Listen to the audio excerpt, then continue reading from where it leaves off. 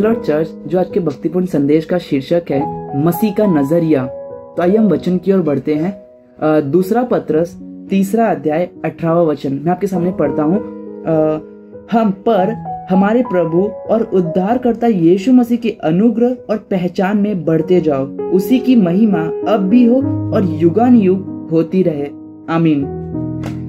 तो हम इन वचनों में देखते हैं कि जो पत्रस है अपने लोगों को उत्साहित कर रहा है कि मसीह की तरह बनते जाओ, राइट। यहाँ पे हम देखते हैं कि वो परमेश्वर के अनुग्रह और ज्ञान में उन्हें बढ़ने के लिए उत्साहित कर रहा है वो पत्रस। तो जब कोई एक व्यक्ति होता है, जब वो विश्वास में आता है, तो उसका पहला उद्देश्य या पहला मकसद ये होता है कि वो मसीह की तरह बने। और वो मसीह की तरह तब बनेगा जब वो मसीह के नजरिए को जानेगा, राइट।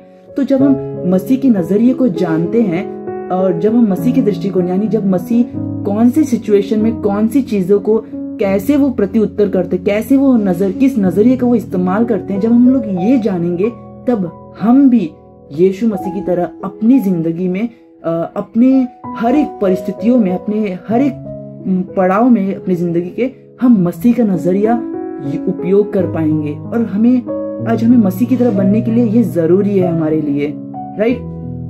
तो हम लोग मरकुस में या फिर मत्ती में, हम लोग लूका में भी उन अध्यायों में एक वचन है जिसमें हम सब लोग जानते हैं, जैसे कि उस वचनों में हम लोग देखते हैं कि यीशु मसीह का परीक्षा, यानी यीशु मसीह को जब शैतान परखता है तो वहां पे हम लोग देखते हैं कि यीशु मसीह की जो परीक्षा है कई प्रकार से होती है।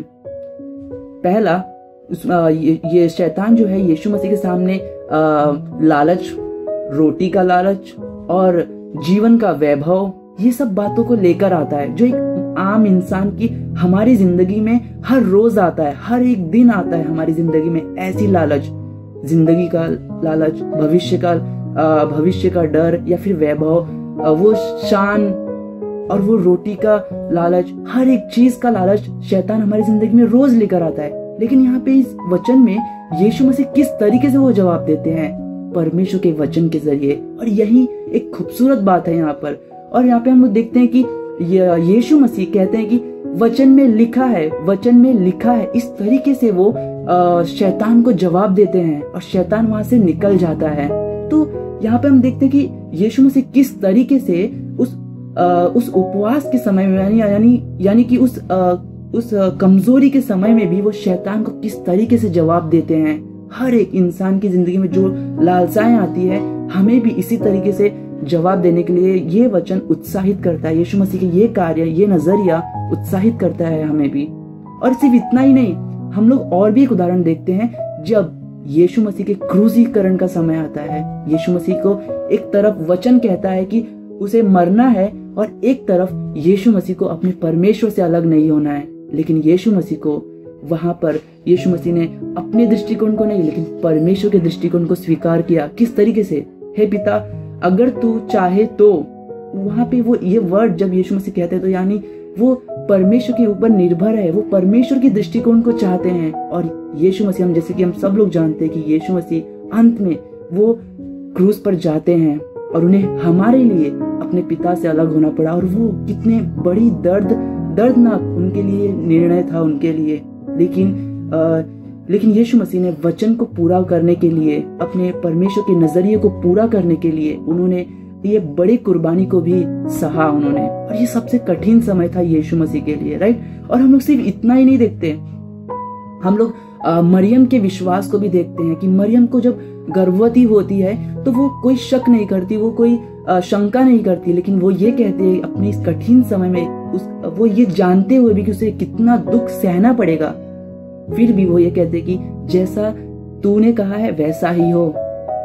यानी मरियम भी अपनी जिंदगी में जानती थी कि परमेश्वर का नजरिया क्या है और वो वही निर्णय लिया उसने भी। और सिर्फ इतना ही नहीं, हम लोग एक मिशनरी है जो मैं आपके सामने, आप उनके बारे में पढ़ सकते हो, विलियम बूथ नाम के। वो एक इंग्लिश प्रीचर है और वो लंदन के एक लीडर, अच्छे लीडर है वो।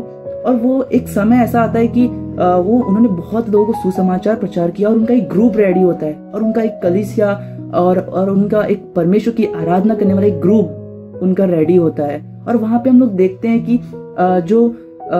वहां पे कुछ लोग दुश्मन होते हैं, वो लड़ाई करने के लिए आ जाते हैं, और विलियम बूथ कहते हैं कि हम भी लड़ेंगे।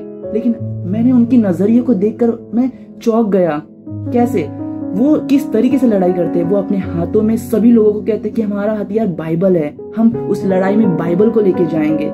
शायद कोई और देखेगा तो वो कहेगा कि ये बेवकूफ ही होंगे शायद, लेकिन हाँ, ये बेवकूफ हैं, लेकिन मसीह में वे पागल हैं।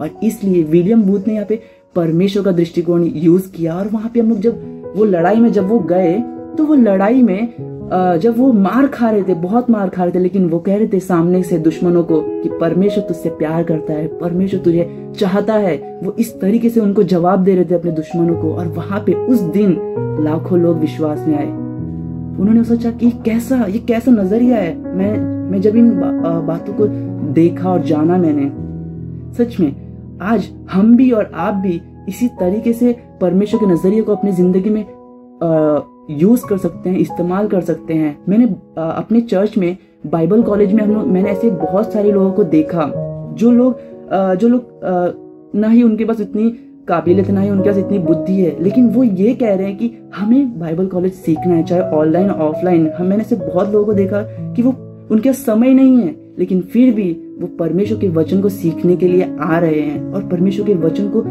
वो कह रहे कि अब हम वचनों को सीखेंगे। इतने दिनों से हमने नहीं पढ़ा, लेकिन अब जो परमेश्वर ने मौका दिया है उसे हम नहीं गवाएंगे। पूरा समय हम बाइबल कॉलेज सीखने के लिए अब लगाएंगे।